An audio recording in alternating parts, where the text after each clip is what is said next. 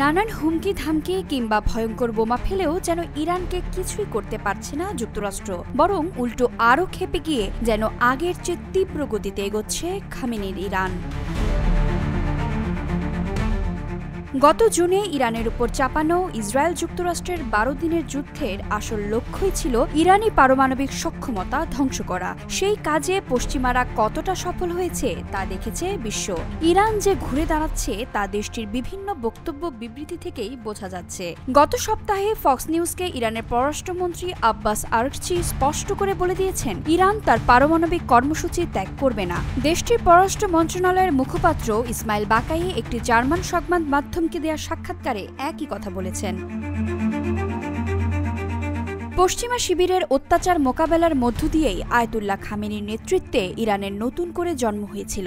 অর্থনৈতিক নিষেধাজ্ঞা সহ সামরিক আগ্রাসনের মতো চাপ দেশটির যেন গা সওয়া। ট্রাম্প নেতানিয়াহুর অত্যাচার আর হুমকিতে দেশটির নতুন করে আর কি আসবে যাবে এমন প্রশ্নই ছুড়েছেন বিশ্লেষকরা। দিন কয়েক আগেই ইরানের পারমাণবিক স্থাপনায় বাংকার বিধ্বংসী বোমা ফেলে এখনও আনন্দে আত্মহারা মার্কিন প্রেসিডেন্ট ডোনাল্ড ট্রাম্প। তার মধ্যে ইরান যদি এভাবে নিজেদের এগিয়ে যাওয়ার ঘোষণা দেন তাহলে তো বিশ্বমোড়লের হজম হবে কি করে। রাগে ফেটে পড়ে ট্রাম্প তাই দেখাচ্ছেন ভয়। ইরান তার ইউরেনিয়াম সমৃদ্ধকরণ আবার শুরু করলে দেশটির পারমাণবিক স্থাপনাগুলোতে আবারও হামলা হতে পারে। বান্ডেল থাকলে প্রতি সেনমানিতে টাকা বাঁচবে। বিকাশ সেনমানি বান্ডেল কিনে জিতুন প্রতি লেনদেনে। ইরানের পারমাণবিক সংকল্প ট্রাম্পের চোখে বোকামি। তার ধারণা, কয়েকটি বাংকার বিধ্বংসী বোমা ফেলে তিনি দেশটির পারমাণবিক কর্মসূচি শেষ করে দিয়েছেন। তা আবার শুরু করা হলে ট্রাম্প এবার আগের চেয়ে দ্রুত সব ধ্বংস করে দেবেন বলে হুমকি দিয়েছেন। তিনি দাবি করেছেন, ইরান নাকি তার আঙুলি তুলতে পারবে না। ট্রাম্প যেখানেই যাচ্ছেন সেখানেই ইরানকে নিয়ে অবজ্ঞামাখা কথাবার্তা বলেই বেড়াচ্ছেন। স্কটল্যান্ডের টার্নবেরিতে ইউরোপীয় কমিশনের সভাপতি আরসালা ভন ডার লায়েনের সঙ্গে বৈঠকের শুরুতেও মরিলপনা জাহির করেন তিনি।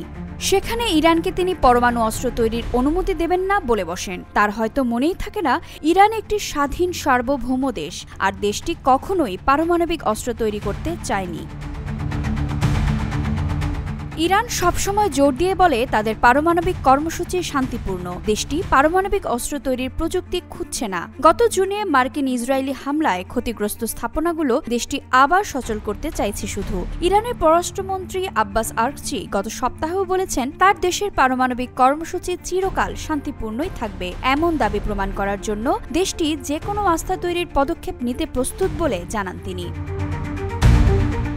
ইরানের ইসরায়েলকে ধ্বংস করার চেষ্টা বা ট্রাম্পকে হত্যার ষড়যন্ত্রের দাবিও প্রত্যাখ্যান করেছেন আরাকচি। পরাশক্তি রাশিয়াও একইভাবে ইরানে চালানো হামলাগুলোকে বিনা প্ররোচনায় আগ্রাসন এবং আন্তর্জাতিক আইনের লঙ্ঘন বলেছে। ইরানের পারমাণবিক কর্মসূচির বিষয়ে কূটনৈতিক পথ ব্যবহারের পক্ষে রাশিয়া।